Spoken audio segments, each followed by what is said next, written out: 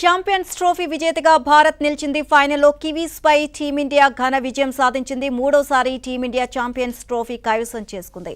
2002, 2013లో champions ట్రోఫీని గెలిచిన భారత్ మళ్లీ ఇప్పుడు ఛాంపియన్స్ గా నిలిచింది.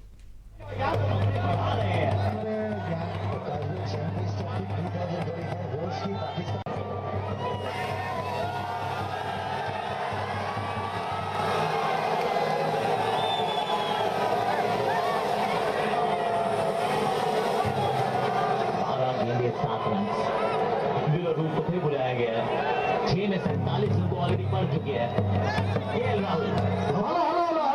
हेलो देखिए इंडिया जीत चुका है तो आप लोग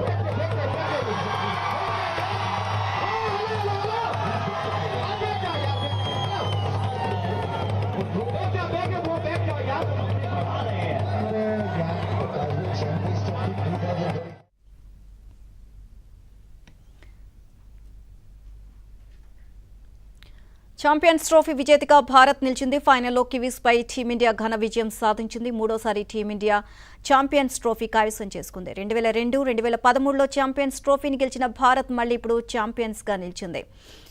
భారత్ మరో ఐసీసీ ట్రోఫీ సాధించింది. న్యూజిలాండ్తో జరిగిన ఫైనల్లో గెలిచి ఛాంపియన్స్ ట్రోఫీ 2025 విజేతగా నిలిచింది. 252 పరుగుల లక్ష్య ఛేదనలో కెప్టెన్ రోహిత్ శర్మ 76 పరుగులతో రాణించారు. శ్రేయస్ అయ్యర్ 48, అక్షర్ పటేల్ 29 రన్స్ చేశారు. ఆఖర్లో కేఎల్ రాహుల్, హార్దిక్ పాండ్యా, జడేజా టీం ఇండియాను గెలిపించారు.